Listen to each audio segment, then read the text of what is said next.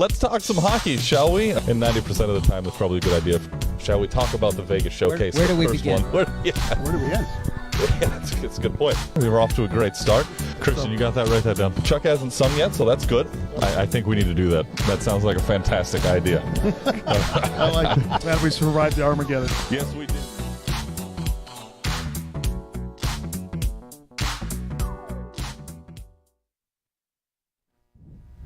Good evening, everybody, and welcome to the report card here on Facebook Live. We are on location at the Echelon Group here in Costa Mesa, California. I'm Eric Pessolano. You know Chuck Lasik. You know Mike Perkins. You don't even see me yet. You should point at him first, but anyway, that's sorry. I always start with you. I know, but you deserve got to it. tell the camera first. But that's okay. Boys, we got a new set. How about this? Oh, this is awesome. Oh, This is fantastic. We've been looking kind of for a little, I don't want to say permanent home, but a home where we can do some things a and home away from home. Yes. explore a little bit with our concepts here and be able to bring our fans and all the people at the Anaheim Ducks High School Hockey League This is California. some good stuff. Now, can we? These are squatters' rights. That's true. I love the casual feel of the show. In our season finale, by the way, of season 2 here, the report card with Chuck in his shorts and his flip-flops. I think that This is the man cave. Yep. Yeah, it really is. You see all the memorabilia behind us. Sorry. Hey. You see the Jay Sarah jersey behind us here, so we're representing in the ADHSHL. We have every. I'm partial to a couple of these pictures. I'd imagine you are. I think I'm in one of them over there. Are you? Oh, yeah. Oh, you know what? You are. Yep. I saw a young Mike Perkins over there in the corner. Young? Young is the operative word right there. I mean, it was 11 years ago, wasn't it? It wasn't that long. 10 years? No. Come on. 8 years ago. Okay. 7, maybe somewhere No. around there. 8. You see the picture right there. Yep, There he is. There it is. Leaning in. Look at that. Wow. How about that? The Wow. first Oh Jay my Sarah team goodness. ever to Wow. win a championship in Division 1. That was a great night. It was interesting. I was actually over at Westminster Ice today, and there was a brochure, and on the back of the brochure was a picture from a game at the Honda Center, and it was Griffin Short slashing Brian Desmond. And Oh, the memories. and I actually messaged the picture to Griffin today, Yep. and he replied, "Oh, the memories." But Did it go punished? It was funny. Obviously, on this day when we're doing this show, that I happen upon that picture from so many years ago, brought back some good memories, and obviously some the ability to call one of your former players or message one of your former players and send them a picture of the old days. He really enjoyed that. Well, here we are 8 years later. Lions win another title. Their third it in was franchise very, history. very impressive form as well. School history. School history. There you go, Chuck. I can't say enough about what Blake Reed means to that program, and then for me, which was a rising star through the season, was Jack Verletic. His ability to really settle things down when his team needed him was really impressive for me. I had a fun time watching him through the Caja State tournament and then into our Anaheim Ducks High School Hockey League championships. And I have a different take from you on that one, though, Mike. It was basically I love watching the back lines. Obviously, I mean, you had Hags, you had Tontat, and then also you had Brett Rudy, who basically worked his way up the ranks and basically showed that senior leadership. And you had to enjoy all three of them right there. So it was honestly, I thought all three of them were just like instrumental or just like a perfect complement to the front line and Verletic as well. Well, that you're right though, Chuck. That defensive leadership on the back end for them, it's gonna bode well for them as they head to Cleveland to play in the USA Hockey National Championships, Pure Division 1. Excited, their schedule's already out. I think they play Pinnacle out of Arizona, then they play a team out of Maryland, and then they also play a team out of Western Pennsylvania, the Pittsburgh area. So, our good thoughts going to the Lions as they head to Cleveland, and of course our thoughts with Santa Margarita as well as they head out. They have a little burr under their saddle. Yep, obviously they got they're probably going to have a little chip on their shoulder headed there, but obviously some experience over the years. Exciting to see them head back to Nationals again, although they have Jesuit out of Dallas, Edina out of Minnesota, and I can't remember the third one, but they have from what it looks like, that's a pretty tough pool. So one thing is though, Coach, you have to, and I didn't mean to interrupt you right there, but they're already carrying that championship experience. So I mean, you're going to have Yamasaki, the goaltender, but I'm thinking of like Carlsberg. You're going to have Felichikia. Yeah, Felichikia. I mean, Felichikia. Williams. I mean, who else? Badame. I think the biggest name.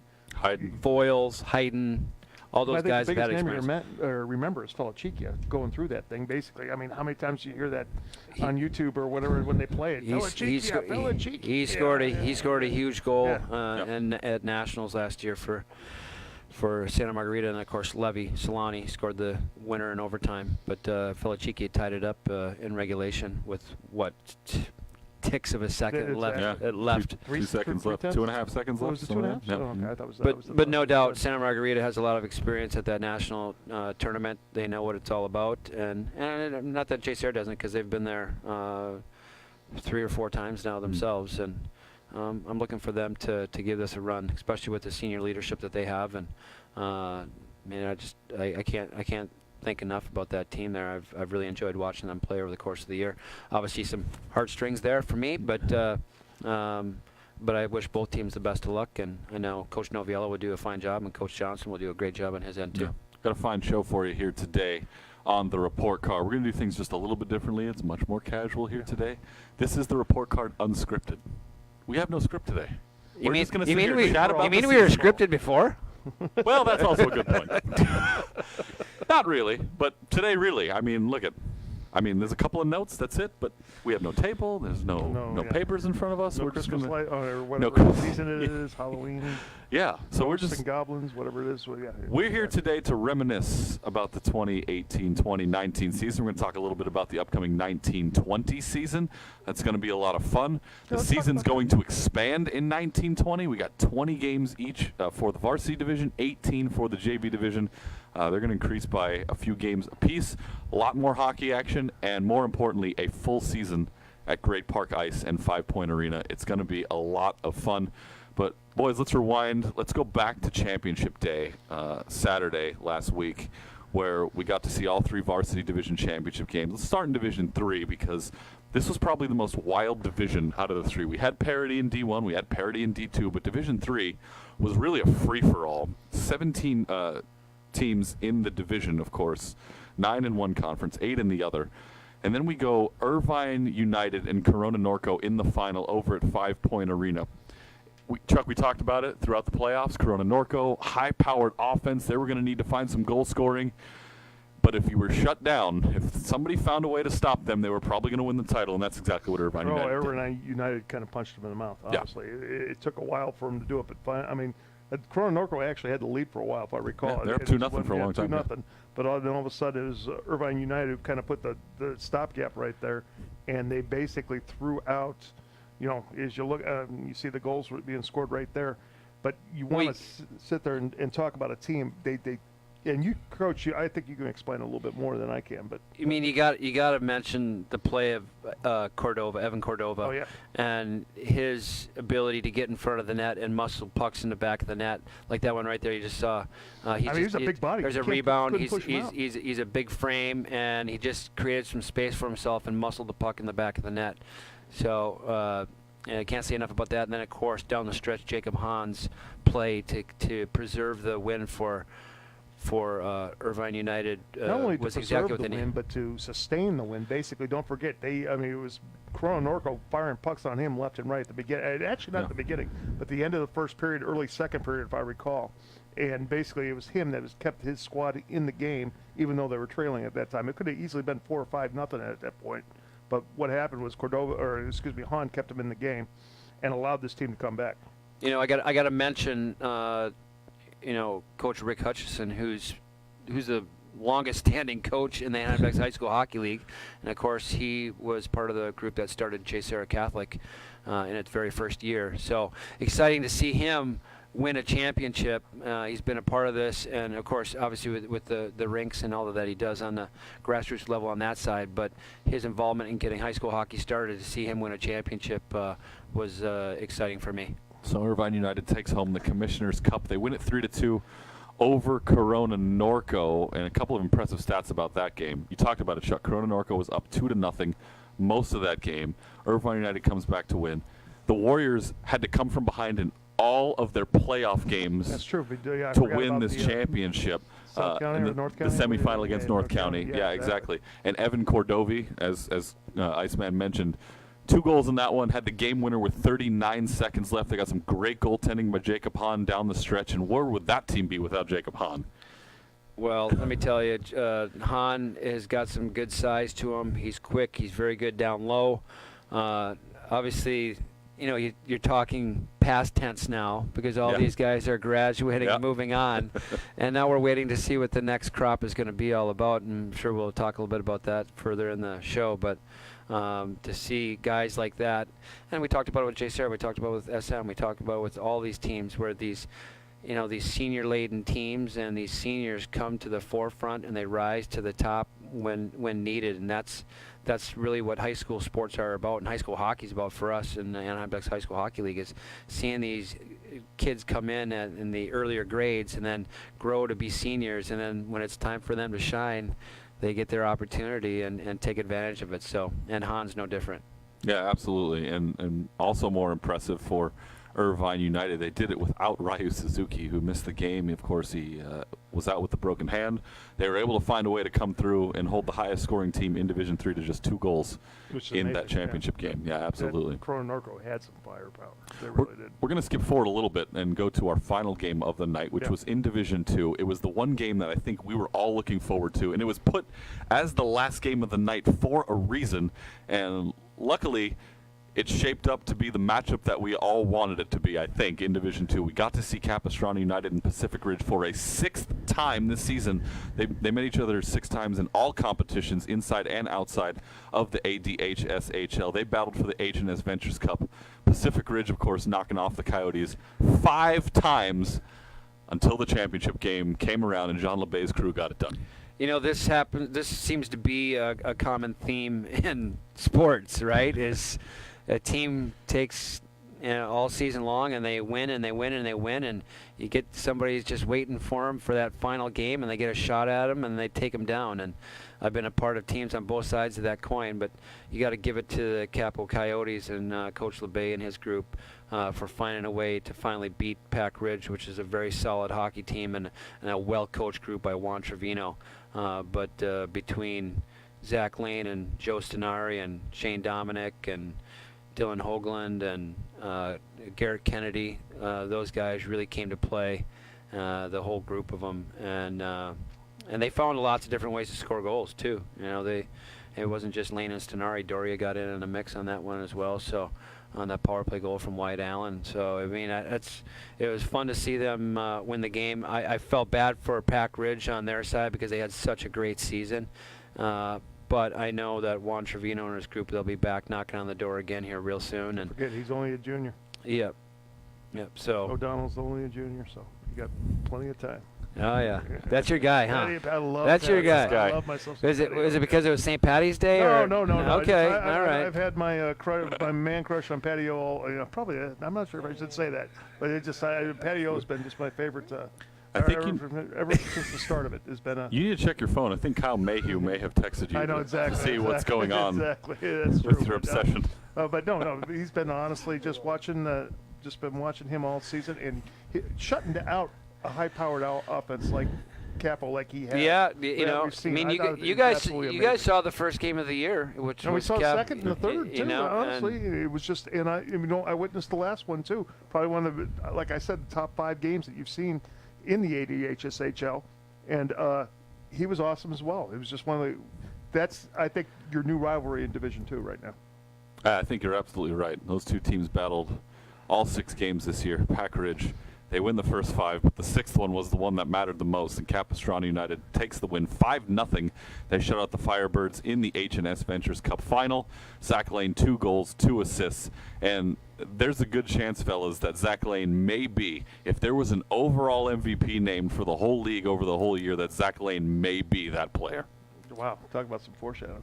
That's just my opinion. Well, listen, Laner brings a lot of things to the table. It's not just offensive prowess and being a good person, but he's a leader, and he's a leader for Coach John LeBay. And those kids on that team, they look to him just like they did Ben Snyder. And that's probably the best part about what John LeBay's been doing at Capo is he's been developing leaders.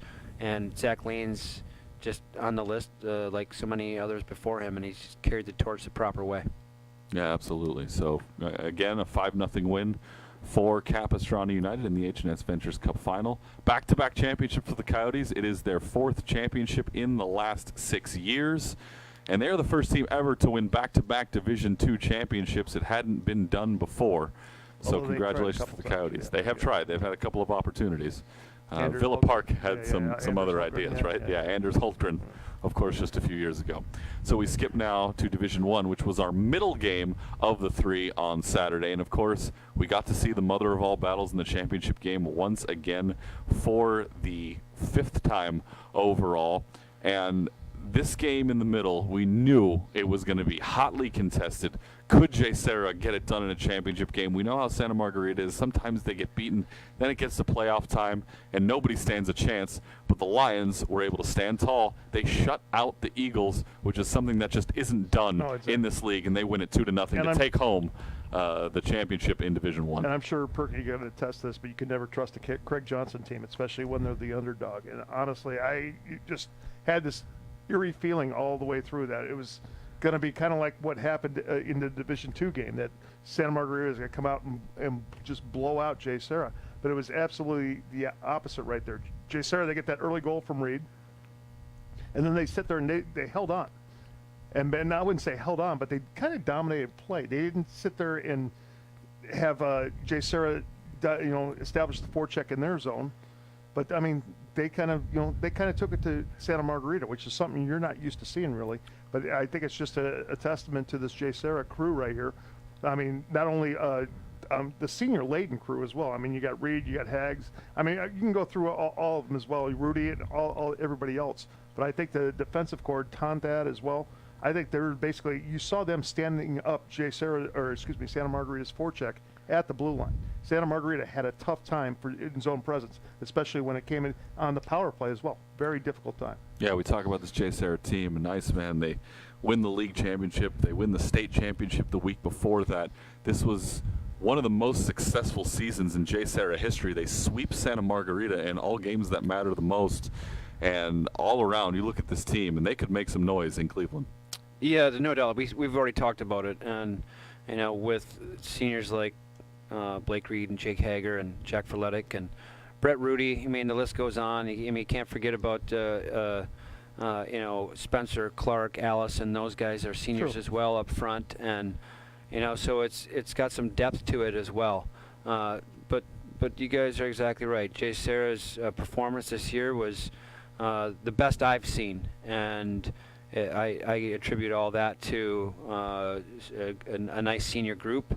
And then, of course, Jeff Noviello and his coaching staff did a fantastic job with them putting that together over the course of the year.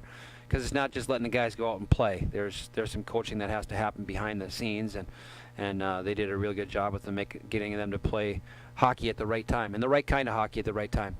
But no doubt, Blake Reed coming out in the first period early and zapping one on the back of the net. Yamasaki didn't even see it. It was Reed stepped off the wall and just sniped it short side over the top of Yamasaki's opposite hand glove, but over his glove. And I remember Blake as a freshman at the national championships. We played Bethel Park, who had won a national championship a couple years prior to that. Very, very good team from Western Pennsylvania, Pittsburgh area. And he scored a goal very similar to that. And when he scored that, it just kind of registered with me. But it was fun to see him score another goal like that. Yeah, that's true. Jay Serra, 3rd championship in league history, in Division I history, since stats became official in the 2011-2012 season. So for the Lions, they now tie Santa Margarita for the most amount of championships in that span. Both teams have 3 apiece. Of course, Blake Reed, we talked about it, 53 seconds into the game, gets a goal, and later on C.J. Gerard added one to make it 2-0. What? Was it empty netter? No. No, was it? Yeah, the second goal was empty netter. Yeah. Oh, that's right, it was. That's sure right. was. It was 1-0 for the whole time.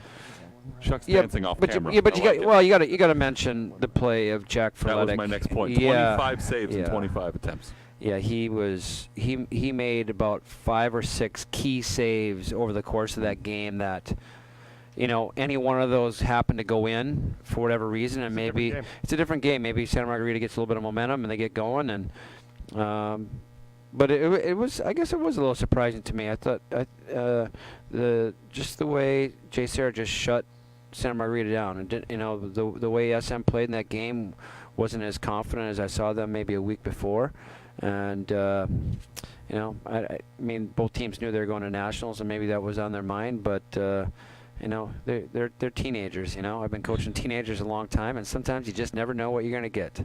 And but exciting game between both teams. I've been a part of those games myself, and they always bring a lot of passion. There's no doubt about that on both sides. I was not surprised what a clean game that was, though, too, honestly. And it's nothing saying that. I mean, good kids all on both sides of the thing, but usually you'll see some a little cheapness when you have the JSerra-Santa Margarita rivalry.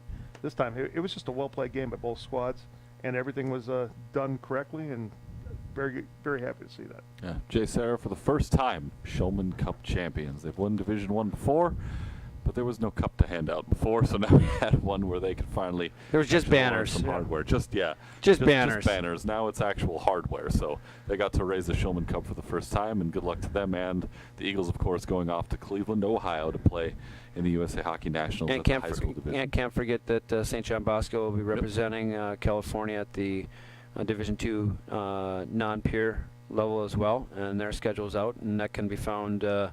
If you go to USA Hockey National Championships on the World Wide Web. Are they in the same city? Are they going to Cleveland too? They're in Cleveland as well. Yeah. Yep. They were bronze medalists last year, so now they're going to try to improve upon that. So good luck to Tomas Kapusta and everybody over at St. John Bosco. So the other thing about our 3 championship games this year, the lower seeded team won all 3 games. The higher seeded team just could not get it done. We saw 2 shutouts as well on Championship Saturday. And that leads me to our next point. Boys, we have to talk about our favorite moments from the season. We had a lot of them, and I know it's tough to narrow down since we had so much going on this season. I'm going to start with Chuck. Let's talk about favorite moments from the season. How about you? Well, I'm going to let Perky have his because I'm pretty sure I know what his is. But mine had to be, and I said it I think on the previous report card, but it had to be kicking off the season down at Pack Ridge. I thought it was just a perfect opportunity. I mean, they don't have a football team, so this was like their homecoming game. What they had was absolutely, they had a fully packed gym and basically honoring the hockey team. And they did a great job of sitting there and packing that rink as well. And you have to give them credit. They came out and punched now champion Capistrano in the mouth. But I think it was a good way to set out the season. I mean, you had the Ducks down there as well, promoting everything. I thought it was a great way to just kick off the season, and I look forward to hopefully doing it again. How about they had almost 400 students, maybe 400 plus, in their gym to have a pep rally for the hockey team in Southern California? Exactly. You don't see that too often, honestly, especially when you don't have a football team either. And they had football. We saw the football field right behind there too, so very interesting. That's lacrosse field. Oh, it's lacrosse field. Yeah. Maybe sometime in the future we'll find out. Iceman, I yield to you. What were some of your favorite moments from the year? Yeah, I got 3 or 4 things that really kind of stick out. The Vegas showcase and the games there are. I mean, it's hard to pick one specific game, but definitely the Vegas showcase and that event to me it's just been great. Now 2nd year, going on 3rd year for next year. Looking forward to helping set those things up. Capo winning their championship and seeing this and the way they did that, and watching Zach Lane really lead his team to that championship was fun. And then probably there was a moment, it's actually on video and we see it flashed up here, but when Blake Reed gets a trophy for JSerra and he's jumping up and down, and you can really see that joy of winning. When you see a young person really enjoy that time, that moment, to me is really special. And if you guys catch it again in some of the clips, just notice it, because it's a true passion and joy for the game, and I couldn't be more happy for him. Yeah, great career for him at JSerra. All-time leading scorer. Of course, right? all-time leading scorer. Got his 100th point with JSerra this year as well. For me, I had 2 moments. My first one was Vegas. The Las Vegas showcase was probably How my come everybody expects favorite that from moment me, of the year. honestly? You expect I me know, to say that, right? We honestly. expect you to say that, but really, for the two of us, I guess that's what it was. We got to take our show on the road, really on the road for the first time. I know we did it in Carlsbad, and that was a great moment. Chuck mentioned it earlier, but going to Las Vegas and taking it outside the state to expand the Anaheim Ducks High School Hockey League to a different state And and show that we had high school hockey outside as well. We had a packed great. house too. It was. We really did. It was not. Yeah. There wasn't just 3 people sitting there. Nope. No, you had a good crowd there. Plus, we had a lot of fans that had come to watch the Knights game that came and filed into the restaurant as well, saw what we were doing, and got to. Don't minimalize it, but yeah, come on. It doesn't minimalize. That's how you gain. That's marketing. That's just how that works. So Vegas was a top moment for me, and the other one was finally moving into our new home. We got to move into Great Park Ice and into 5 Point Arena, and we were all blown away the first time that we got to go, first of all, into the press box.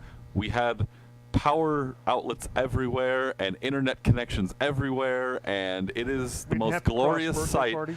as a broadcaster to have an enclosed press box with no birthday parties and finally get to bring you coverage of this league at a relatively normal rate, as you would expect, was just a glorious moment for us. We brought the report card to 5 Point Arena as well, and having completed our season finale last year in front of a building that was barely 25% complete at the time, to now seeing it come to fruition and getting a chance to do our show from that location. When you saw I think was the when best you saw moment of the it, year for when me. we were there and did the show that day, and we were snooping around a little bit and kind of got a little peek inside 5 Point Arena, or what was going to be 5 Point Arena at the time.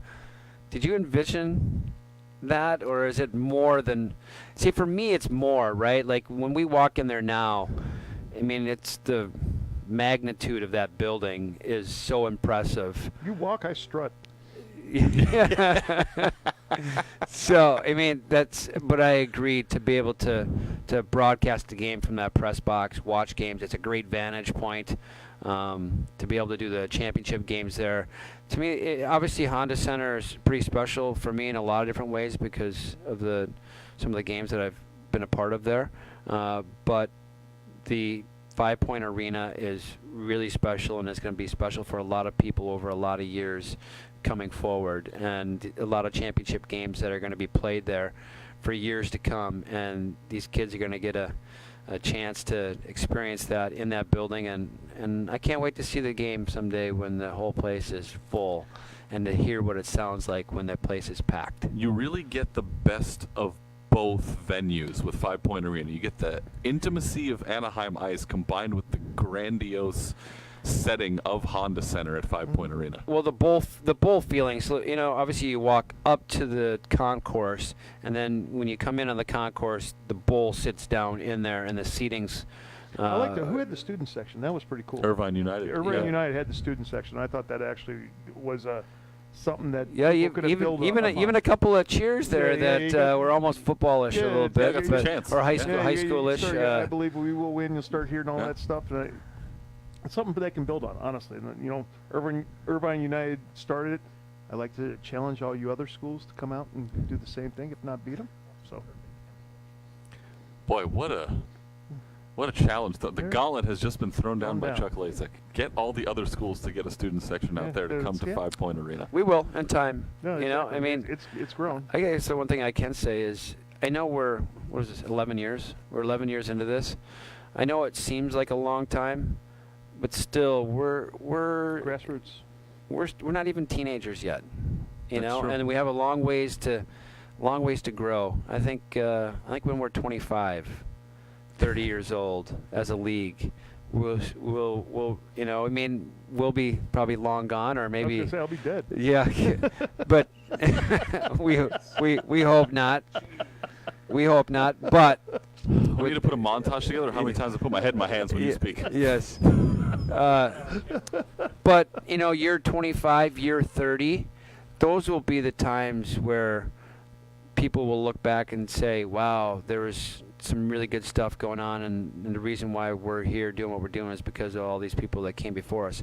But we'll see fans and schools, especially with the proximity to so many different schools. It's so easy to get to. If you take a look at all the schools that are involved and how easy it is to get to the Great Park, and not that Anaheim wasn't. It just I think Great Park really ties in a lot of schools in a lot of different areas. It's easy to get down the 405 from Huntington Beach. It's easy to come up from South Orange County. It's even easy to get to the Great Park from San Diego.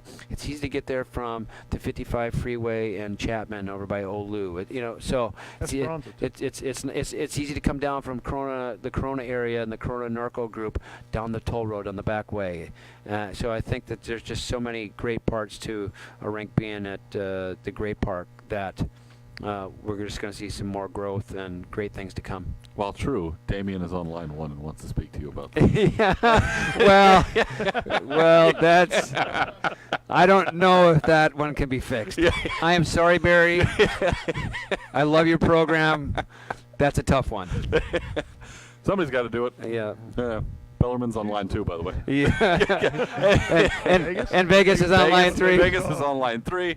St. Mary's, Tahoe, everybody. Exactly. I see the phone lines backing up. We'll answer those calls a little bit later. But no, you bring up a good point. It's a great central location for everybody, and it's just been an amazing season there. Now let's look forward toward the future. What are some of the things that both of you gentlemen would like to see coming down the line, and things that you know are already coming down the line that you might be excited for in 1920? I'll let him start. We'll start with Iceman? All right.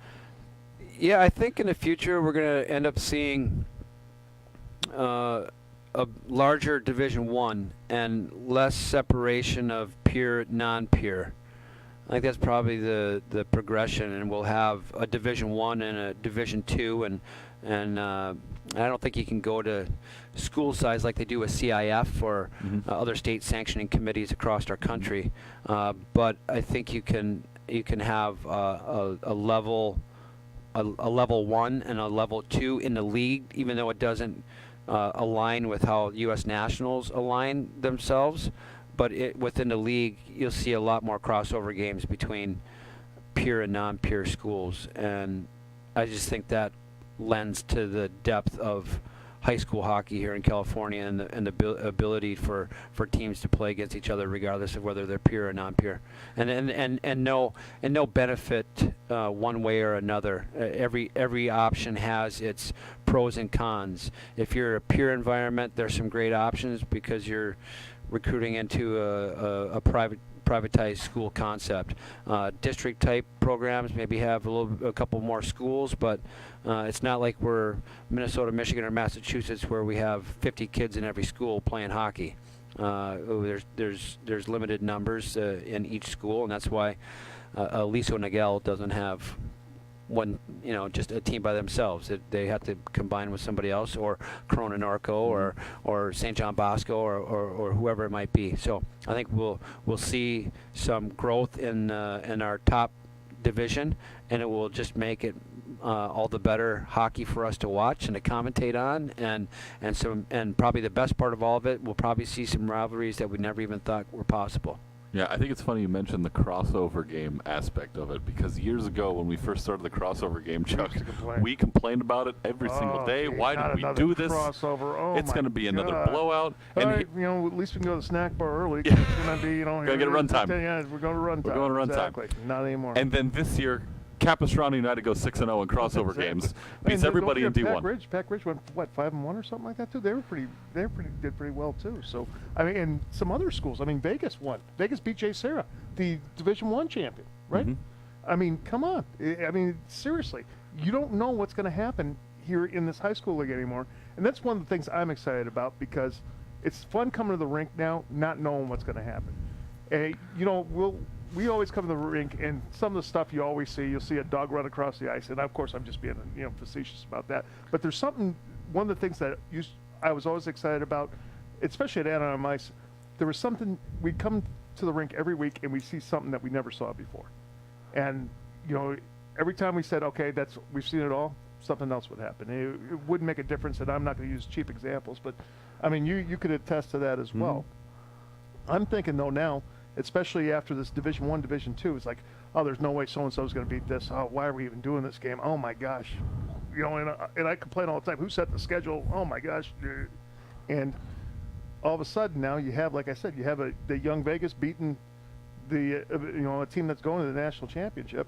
international finals right there, and it just shows you you can't count on. That's the way you want it. The parity has hit the league, and I think that's the best thing for it.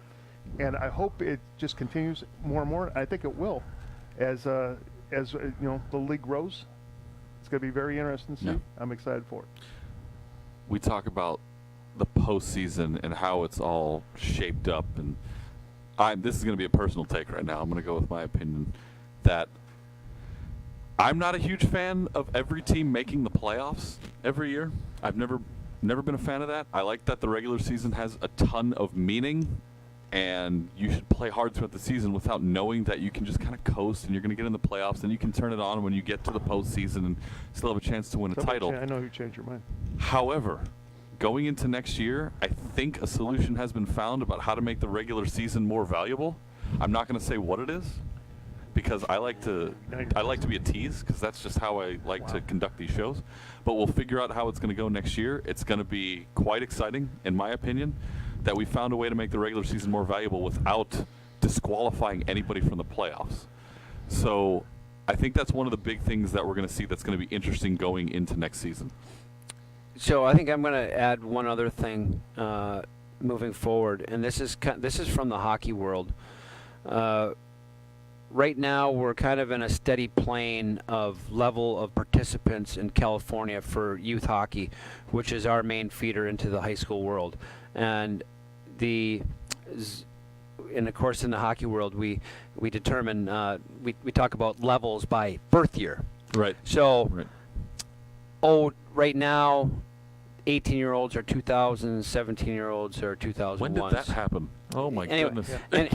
Anyway, so up until about the 05 birth category, we have a pretty steady plane of player participation in California. But then at the 06 age category, there's more. And at the 07, there's even more. And at 08, 09, 10, and 11, we are experiencing a pretty big boom in youth participation numbers here in California, which means potentially more teams in the future, more programs, more teams, development and growth within the Anaheim Ducks High School Hockey League, which is probably, for me, as a hockey guy, is exciting to see, is that growth.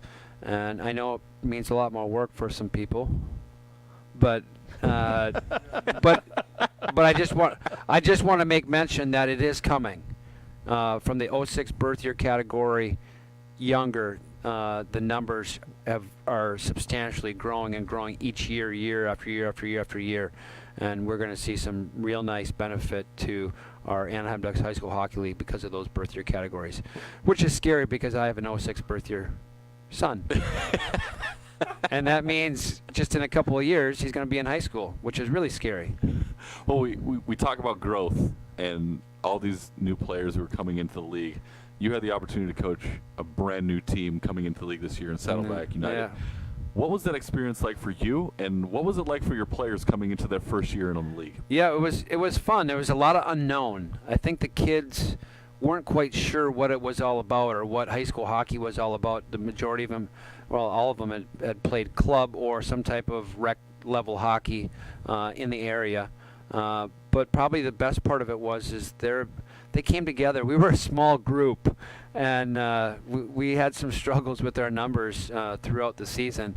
But the best part is that by the end of the year, they really came together, and they were sad when the last game was over. They were sad that it was over with, and they couldn't wait to get back to the locker room to talk about what they were going to do to continue it, whether it was going to, get involved with the high school roller hockey league that they were talking about or are part of, and then when clinics were going to be. In fact, one kid says, and I had said, they had asked, when do clinics start again for Saddleback? And I said, we'll probably take about a month off. And they're like, oh, no.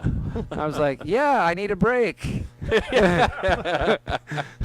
Hockey season keeps going and going, and from a coach, we need a break too. But as the sports world advances in our great country, sports are year-round, and hockey is no different. Yeah, especially in the Southwest. Big kudos to you, by the way. It's not often you take a brand new team and win a playoff game in your first season with a brand new team, and they were able to figure that out. Yeah. Well, we had our ups and downs, but no doubt we had a great what I consider to be a great season for a first-year team, and some really nice young players, some nice freshman players, and some nice sophomore players. So for me, to be able to work with that group, it was very fun. They're good kids, and our practices were fun. I got to mention my assistant coach Curtis Ellefson, who did a great job himself, and my manager Rochelle Piatek. No coach can coach and operate and run a program without a real strong manager, and Rochelle did a fantastic job. I had to give that shout out. Sorry. No, you're fine. Yeah. You're on the show. You get run of the mill. Nice. Fine. Nice. So we talked about things that we expect for the future, and how about some of the things that we didn't expect from what's happened in the past? What were some of your guys' surprise moments from this past season? Chuck, I'll start with you this I think time. the upstart of Pacific Ridge, for starters. Honestly, I mean, never thought that Carlsbad would become somewhat of a high school hockey town, and basically they kind of turned the hockey world down there on its ear, and they did a great job and drew excitement, as we saw from that initial start to the season.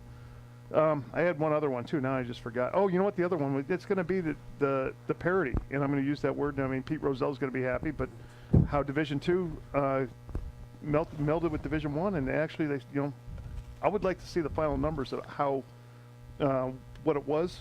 But I mean, like you said, you had Capo going 6-0. Pacific Ridge might have went 4-2, 5-1, or something like that. But you saw these Division II schools standing up to the big boys and punching them in the mouth. So I think it was a great thing for the league parity-wise. And you know what? At first, I wasn't a big fan of maybe sooner or later possibly melding these divisions. But you know what? I think it might be actually beneficial. No. Iceman, surprises for you for last Yeah, year. surprise definitely is St. Mary's out of Stockton and their involvement with the league. I think Bellarmine obviously led the charge on that concept, but St. Mary's and head coach Derek Eisler and his group got involved with the league, and they've really set a precedent now for other like-minded schools. And I think in the future, because of what they've done, the surprise is that potentially a De La Salle or somebody like that would come aboard. I like that school too. That school worked. I mean, they skated from the drop of the puck to the end of the buzzer. That school was a hard-working school. Yeah, they really were. And for me, my surprise of the year is actually going to come more on an individual basis. And mine comes from Santa Margarita. You got a freshman kid in Joshua Hayden who plays for a modern-day team and does what he can to bring this team He's a only a couple of freshman? victories. He transfers to Santa Margarita, okay. becomes a sophomore this He's only year a sophomore. Okay. with the defending national champions and defending league champions, and comes out and lights Division I on fire. From D3 to Division I with the Eagles, and does what he does. I think Joshua Hayden, for me, is the #1 surprise of the season. Congratulations to him. I mean, I know the Eagles didn't win a league or a state championship this year, but what he did for that team in what many may have considered a transition year, they're still going to nationals, so I was gonna say, it's yeah. still not really a And transition year. He's going to gain some valuable experience Right. at the national. Yeah. But between him and Brendan Williams, a couple of sophomores, but I think Joshua Hayden was my surprise of the year. If we're talking about individual basis, I think he did a lot for that Eagle program in a year that everybody thought they may not have been as good as they have in the past. Still going to Cleveland for a national tournament, and I'm gonna it's, have a to lot give of it's some thanks to credit, him. Dude. That's a good call. That's a really good call. I didn't even think of that. That's a really good call. Yeah, so I just think he's done a lot for that team in just the 1 year that he's been here after transferring from Modern Day. And he did great for Modern Day as well. He was modern day. Yeah, He that's pretty much basically, was. basically, you look under modern day, and there's this picture right there. So that's what it was. So. Yeah, right next to Stanley Johnson.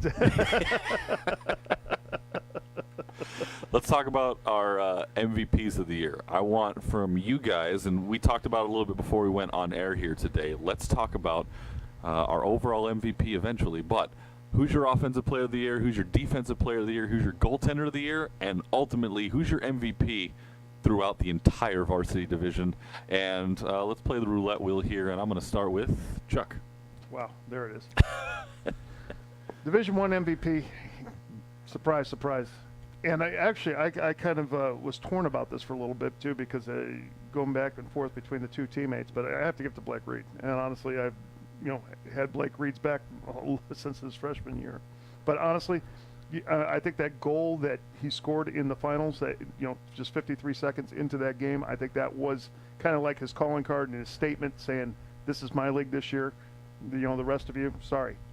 And I mean, what else can you say? I mean, leading scorer in the league ever in league history, over 100 points, first player ever to hit 100 points, and besides that, I mean, just a great talent to watch all the way around. And it was great to see him, win that. Him and his crew to win that championship.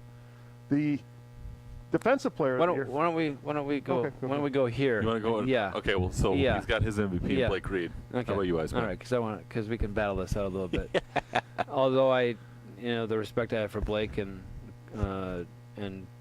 think that he's a heck of a hockey player, I gotta go with Zach Lane and what he did over the course of his years at Capo, and then of course this year, and then to culminate into their championship and scoring 2 goals in the championship game for Capo, for them to beat Pack Ridge in a game where nobody thought that they were going to win, and to lead his team to that victory was huge. So for me, I got to take Zach. I am going to agree with Iceman. I think all of those reasons are perfect, and he did all that while battling a lot of personal adversity this year. There's no secret about what happened with his family in the past year, and for him to be able to step through that and use hockey as kind of a mechanism to kind of cope a little bit, I think that everything that he had to battle through and to carry that team to a championship also speaks to the testament of his character and what he was able to do for that program. It's funny you bring that up. I was talking to a scout today about Zach, and I brought up the fact that about Zach's situation. In fact, the guy had asked me about it as well. And I got to tell you, I've rarely met people that could handle a situation like that. That's a pretty tough blow in a young person's life, and he's handled his situation with as much class as anybody I've ever seen. Stood so up like a man. he has my respect. Yeah. So those are our picks for overall MVP, right? Those are overall yeah. MVPs. I'm sorry, I thought we were going for Division 1. Division 1. You kind of blindsided me. I thought we were going to start with Division 1, so I apologize. Overall varsity. Overall varsity. That was our overall varsity. Okay. Now I'm in the thing, because I thought we were all in agreement beforehand. I'm not backtracking because we agreed at the beginning. Yes. That I is thought we were true. going to, okay, anyway. So let's take a look at Offensive Player of the Year from the other 2 divisions. So you had Blake Reed from Division 1. We had Zach Lane from Division 2. Who are your D2 and D3 Offensive Players of the Year? Well, D2 obviously has to be Lane. I mean, I'm not going to sit there. There's not too many. Who else are you going to choose? Honestly. And I got to see on the other side of Division 1, Blake Reed. Blake Reed. Yeah. I mean, so let's just cross those 2 out right now. Honestly. Yeah, I think we cancel each other out on that one. I got Reed We've already as said enough Offensive Player of the Year. about both players about that.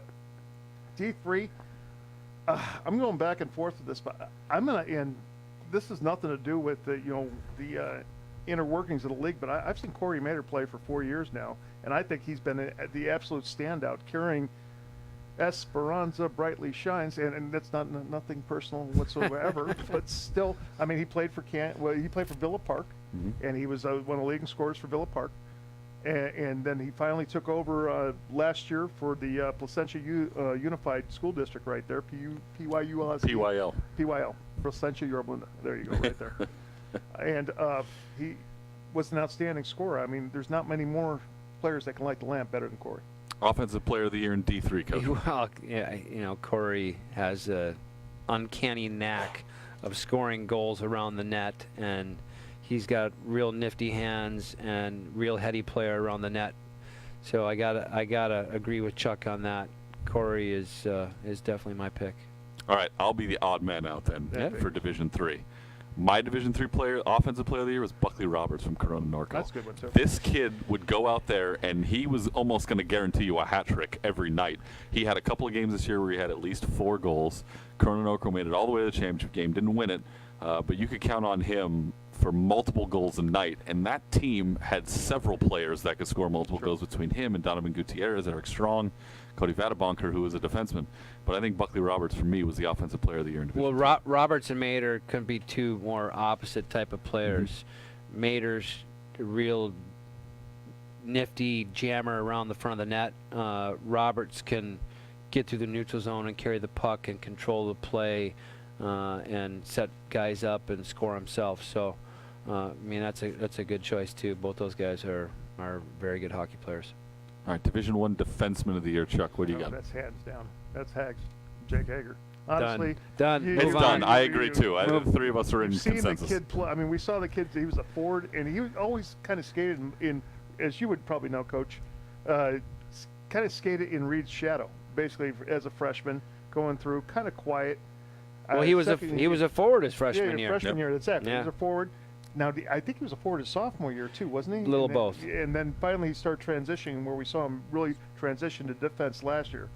But then all of a sudden this year, I mean, you want to tell you, and I still use the name the Silent Assassin. I think that's a perfect thing for him because he'll kill you with your smile.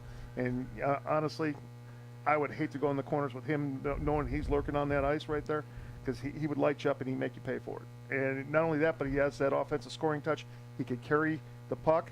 He could also command the power play too, which is exactly what you want from your defense. He's almost like a Pronger-esque type. Well, he's a player. multifaceted hockey player. He's got offensive skill. He's got a good shot. He can play a physical game. So when you step on the ice with him, not to mention he's got good vision, he can make plays up the ice to forwards that are breaking. And really what Coach Noviello ended up doing was finding a defenseman that could get Blake Reed the puck, and that's... And he kept his emotions in check, Yeah. what I liked about him too. He's not a very emotional player. No, Hags is pretty even keel person. Yeah, I would say so. I mean, I agree too. I'm not going to take him any camera time. You guys have said everything about Yeah. Jake Hager, so he's our Division I Player of the Year. Let's go to Division II. Who is your Defenseman of the Year in Division II, Chuck? Oh man, going through. I want Coach handle that one. You want Coach to take this one? Yeah, I gotta I say. think we're all in agreement too, so I'll let Coach say it. Yeah, I gotta say Dylan Hoagland from Capo. His presence on the ice and his ability to settle the play down. He's not a super flashy kind of hockey player, but he's just so calm, and his ability to settle things down for his team, especially when things get a little bit crazy, which they always do in a game. You know, you got to have somebody that can step in, get a loose puck, make a good clear, make a good pass on an exit out of the zone, make a good transition back up the other way up the ice. That's exactly the kind of player that you need. So, you know, at least for me, Dylan Hoagland is the guy that I look to. I think you're right. I think Clayton Moore from Pacific Ridge is a close Yeah. second. Oh, was that what you were Yeah, investigating over there? Yeah. Oh my goodness! I thought that's what. I figured that's what you were investigating. I think he's a close second. For me, it's still Dylan Hoagland. But do you have other thoughts? No, Clayton Moore. No, actually, Hoagie was a great player. Honestly, I mean, you know, when he was brought up to it, I completely forgot about him at first. But when you mentioned to it, I mean, he's the captain of that squad right there, and you couldn't ask more for a captain. He did captain-like things. Honestly, what you expect from a captain defenseman. Kept his what I liked about him. He kept his emotions generally in check as well. Absolutely outstanding job. Congratulations, Dylan Hoagland. I think that's a good choice. All right, perfect. Let's go to Division III. We're going to talk about our Defenseman of the Year in Division III, and this time I'm going to go first. You go. I've let you guys have the spotlight enough. My Division III Defenseman of the Year also played at Corona Norco, and Chuck's going to yell at me for this because it's probably his pick too. Cody Vadabonker. This is a guy who could score for you if you needed to, and he would block a ton of shots. Corona Norco blew out their opponents most of the regular season. I picked 2 Stingrays as my offensive and defensive players of the year, and I stick by it for Division III, and it's as simple as that. You know what, partner? I think this is the first time we're really not going to disagree. Honestly, Wow. it's the first time in 10 years that we're not going to disagree. I mean, we saw Vadenbacher. I don't think he wasn't a defenseman. I think he started off as a forward, wasn't he? He wasn't always a defenseman, was he? I think he was always a defenseman. Really? Yeah. Wow. But I mean, you want to talk about a kid that sat there and grew. I mean, he was almost the size of my boy back in the day. He wasn't big. He wasn't big. He wasn't big. I think he really showed us that he had a lot of potential when we saw him play at Lakewood for a couple of games Yeah, that's a few true. years I ago. think so. Yeah, exactly. And I mean, you know, I've always liked Corona Norco. I always, you know, they used to be kind of like the, what would you say, The doormat? yes, exactly. I I don't want to mince words. Exactly. They were like the doormat They for were a the while. doormat. But to see this group kind of come through after the year forward in the senior season that they had, I think it was a testament to players like Vadenbacher as well. That just, I mean, they, you know, withstood. You know, a lot of players would, you know, a lot of people might sit there and not have the fortitude to sit there and go, I'm tired of getting my butt kicked every week, and you know, but it just kind of showed the fortitude of players like Vadenbacher, and he shined. And congratulations to him. All right, Coach. Do you have other thoughts? I think you might be leaning in a little different direction for D3. I get the feeling. Yeah. I mean, I gotta mention Grayson Yada. I don't disagree with you guys. About Grace, too, yeah. But Grayson Yada's playmaking ability on the back end for Beckman, and head coach Zealand Kronk, and I've talked to Coach Kronk about this several times, and just his the leadership that he brought to that group as well. And when he was on the ice with his group, the team looked to him and his ability to move the puck. So Yads is a heck of a hockey player. He's had to battle some adversity in his life as well, and he's a real classy young man and fun to watch him. So there you go, Grayson Yada, Cody Vadabonker, a couple of the names that we've mentioned here for players of the year at their respective positions. That leaves us with the goaltenders, of course, and we're going to start in Division 1, and I think we're all in consensus too, so I'll let Iceman take this one. How can you pick anybody other than Jack Frenetic? Yeah. Simple as that, right? I mean, Jack, really did what he was supposed to down the stretch. To me, when you finish a season like that, the way he did, you can't argue that. Yeah. I don't even think Just I need steady, to let just- Chuck comment. I think we're good. Exactly. I think you know You're what right. I liked about him? He is so mild-mannered outside Yeah. of the crease, but when he's in the crease, watch out. Honestly, man, that is a man gone wild, and that's what I like about him. You know, you talk to him out, it's like, wow, you're so soft-spoken, but seriously, between those pipes, it's a different animal altogether. Let's move on to Division 2 because Jack Frenetic is our goaltender of the year in Division 1. I got to stop for a second. These guys over here are just trying to mess with us, aren't they? It's like Yeah. another episode of the report card Yeah. where they do whatever they can to distract us from off camera. We are a real professional operation going on. Anyway, let's go to our Division 2 goaltender of the year. And for Division 2, once again, the three of us in consensus. Chuck? Patty O'Donnell. Sorry. Hands down, Patty O'Donnell. What else can you say? I mean, you shut out the highest flying team in the league for years past. Not once, not twice. He only did it twice, didn't he? Twice. Twice. He only did It was twice. That's right. But the third time he played him, I think he allowed one goal the third time he played him, and the fourth time he only allowed two, which was that final game, which was one of the best games I've ever called. And congratulations, Patty O'Donnell.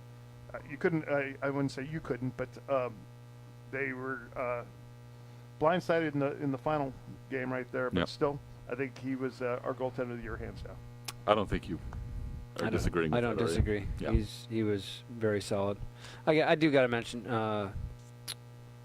That's Division 3. I'm sorry. Save it. Yes, It's I'm coming sorry. up next. I'm sorry. Let's go to Division 3, and I'll Okay. start this time. I My think turn. I think as we we're do the I think we're in rotation. consensus on this too. I think we really Yes. are. From the D3 champs, maybe I Yes. have a feeling. Irvine United, Jacob Hahn. I Oh my mean, goodness. that guy carried that team. Of course, he had help offensively and defensively as well. But I'm sorry. really, I he got was a the little brick ahead of wall. myself on that Yeah. before. So, sorry. Jacob Hahn was the brick wall. We saw Irvine. I think the first time we really got to see them play was when we went out to Vegas. They played in that showcase. And I know Iceman's known him for a little bit longer than Chuck and I have, but watching him out on the ice in Vegas really turned our heads. And then you kind of look at the scores throughout the season.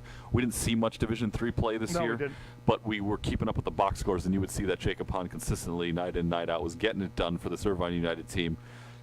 Keeps the highest scoring team in Division 3 to just 2 goals in the championship game. And he made some great saves. And for yeah, that. he did. They were was- very key. I mean, it could have easily been 4 or 5 nothing, And- like I mentioned before. And not only that, had that awesome performance against North County in the semifinal as well in their conference championship I game to walked help away them get from to that the game and final. they were down 2-0. I said, this game's over. North Yeah. County's won this. And they came back and won 3-2, Yeah. just like they did in the title game as well. Won that one 3-2. So Jacob Hahn, I think, for the three of us, is our D3 goaltender of the year.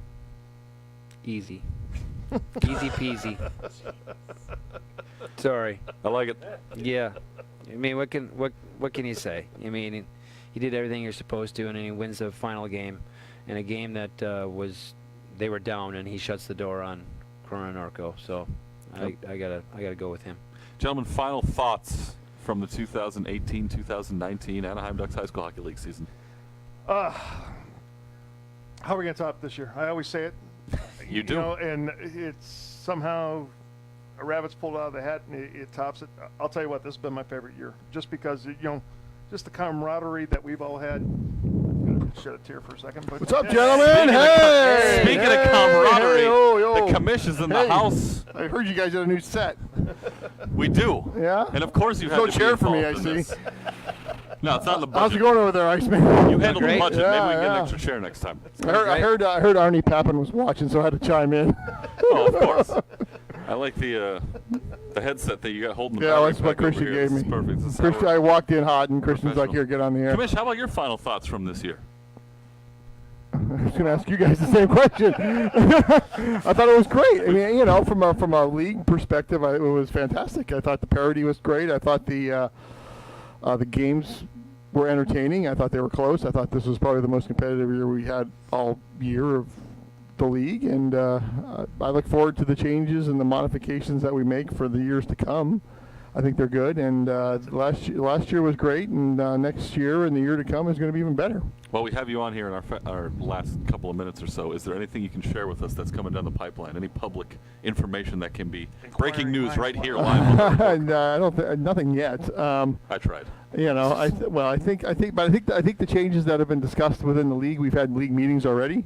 I mean, the season's only a week old, but we've had meetings already that I think are pretty positive. I think the changes that we are proposing that will be incorporated are across the board, whether it's the JV division or the varsity division, I think are great. I'm excited for that. I think the JV division will be even better next year. I think what we have in store for the varsity division is fantastic. I mean, I can say that I think for the first time ever in our league, we will have a preseason scheduled by the league.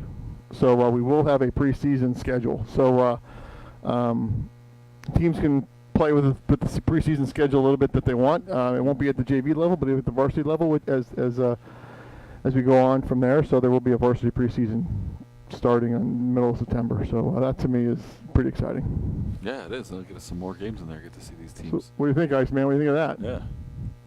Yeah, I mean, Yeah. We're gonna catch you dozing off there. no. Arnie Pappin's watching, so make sure you're awake over there. great. Arnie's I'm glad he's watching. No, I think the best part of this year was we went into the Great Park. I think the best part of next year is going to be we're going to be there for a full year. I would echo that same thing. I mean, I think our season's going to be great. It's going to be compressed a little bit. A full season. The fun part of it is we kind of worked out some of the kinks already. We kind of got a taste of what the Great Park's all about without having a full season in there. And I think I think next year is going to be a super easy transition. We're just going to walk into the season like we've been there for 5-10 years because we've already been there for a half a year. And there'll be some tweaks and some things that they're changing over there, some improvements, some upgrades, and some things that they'll be like doing. a snack here. bar? Well, snack bars are going to be snack bar, restaurant. Chuck likes his snack bar. Snack bar, restaurant, all the things that the new team store is open over there right now. Yeah. So that was something that wasn't open just a couple weeks ago. Yeah. Well, I think it's I think we have a lot of great things coming because of the finishing touches that are being put on the Great Park. Did you guys talk about? I assume you guys talked about the league and the top players because we will be releasing from a league perspective our first team our top team. Well, what do you guys call it? All ADHSHL team. Yes, From for each division. varsity division. Yeah, we got that voting done. That'll be released tomorrow. MVP of the league, we got that. Did you guys even pick your MVP? We talked picked about our it, MVP. Okay, Yeah. so the league voting is in on that. That'll be released this week, as well as the offensive, defensive, and the goalies of the year. Do You know haven't the even results, seen Chuck? it yet. You haven't even seen it yet. He How thinks can- he knows. He thinks he knows. Yeah. Well, and next year we've got our Vegas showcase. We're doing that again next year. The league is we will have a January showcase, which is something There's new. breaking news. Yeah. So we've There got we a go. league showcase in Irvine in January. So yeah, there's a lot of Actually, a little birdie told me about that. There's a lot of good stuff coming down the pipe, and we're excited about it. We're excited where it's going, and I mean, it's going to be good next year. We're excited. A lot going on for Yeah, that. Again- so again, I'm glad I could sneak in for the last 5 minutes of the show. I'm glad you could too. Yeah. Again, I You're mean, welcome. for me, I got to just tell both of you guys, it's been exciting to work alongside you guys in this capacity with the report card, but also broadcasting the games to me, which is the bread and butter of this whole operation. That's the real fun part, is watching those games, and whether I get my opportunity to do the play-by-play, which I've been, We'll get you more which I next got, season. yeah, I got to tell you, I've really enjoyed it, and I'm learning it on the fly a little bit. I've enjoyed that part of it. Obviously, the colors to start was my forte, but I'm starting to lean on that play-by-play. I'm really, Look out, Chuck. enjoying that. Exactly. Coming for Pushed your job. aside again. Yeah. And listen, I had to do a few games, of course, with limited numbers and lots of games going on at the end of the season. I did a few games by myself, and not in the 5-point arena, but in the Not other the easiest thing, third is it? ranks. Yeah. And Get used to it. yeah, no. Well, I it gotta was- it say, was but great. on a much lighter note, the studio that you guys found, Look at this is epic. I mean, this is like, you know, this is All the where paraphernalia. where behind did us. Look at Iceman this. find this? I'll tell you what I'm going to do. I'm going to squat right here, right I over mean, here. yeah, This is your new home. This is my new home. you even got a Purdue hockey jersey in here. Exactly. Yeah, Niagara. yeah, this is quite the setup, you guys. This is the new home. If you guys get for a third year, do we? Have we been renewed? Is this Oh, official? no, nothing. No, Oh, all right. this definitely We goes had- in your win column here. This is a we good. got to talk You to mean we need to raise the W? We gotta talk to the We producers. don't raise that stuff. Yeah. No, but this is a great spot, and Yeah, this is fantastic. although on a quick note here before we end, Hmm?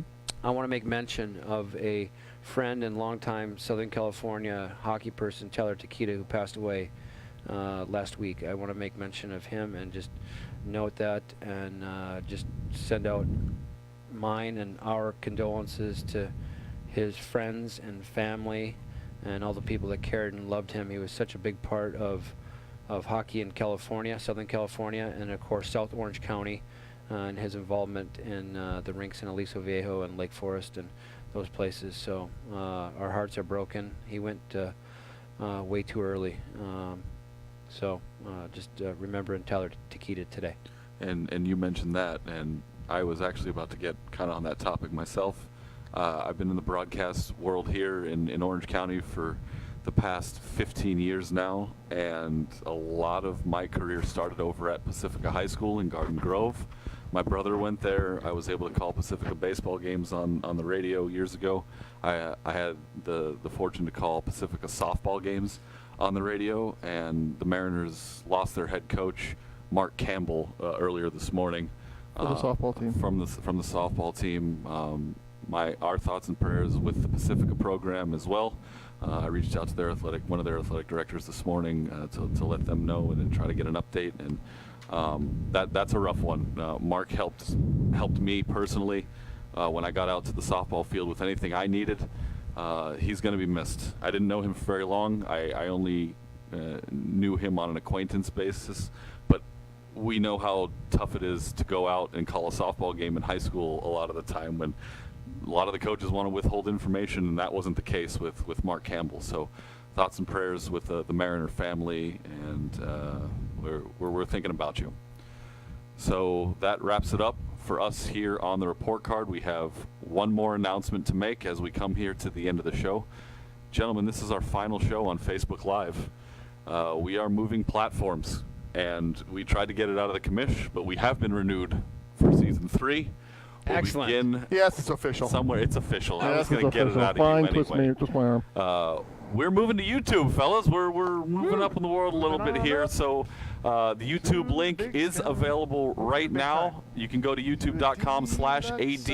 youtube.com/ADHSHL eventually here in just about a little less than a month or so, and check that out. Subscribe to our channel. All of the episodes, Are we gonna have a summer of show? the report card are on there right summer now. show. We're gonna have a Summer summer show. show. There's a summer show coming All right. sometime soon, our off-season show. So we're doing big things here, and we will keep you updated on Facebook Might be and over Twitter, 18 one. Instagram, all of our social media channels, YouTube as well, which is where our shows will be from now on, from this point going forward. So we look forward to that and a lot more content coming up for the 2019-2020 season here on the report card. For the commish, Matt Blanchard, who joined us here in the last few minutes. We want to thank him for his time, of course, everything he does. We always want to thank Art Trottier from the Anaheim Ducks, for Andy Dickerson from Black Dog Hockey, who provides us with all this equipment and a streaming platform. Thank you to him. But our biggest shout out today has to go to Dave Paluzzi, CEO Christian of the Hilton. Echelon Group, for letting us use this wonderful space For to picking shoot us our up show on the here side of today. the freeway and say, "Come on in, fellas, please." Yep. Yes, And big Christian thanks Hilton. to Dave Paluzzi, and Yeah. of course to Christian Ilton, our cameraman and technical director, who set all this up to bring you the show here today on Facebook Live.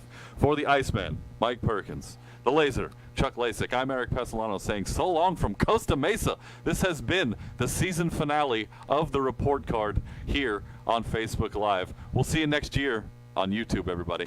Bye-bye.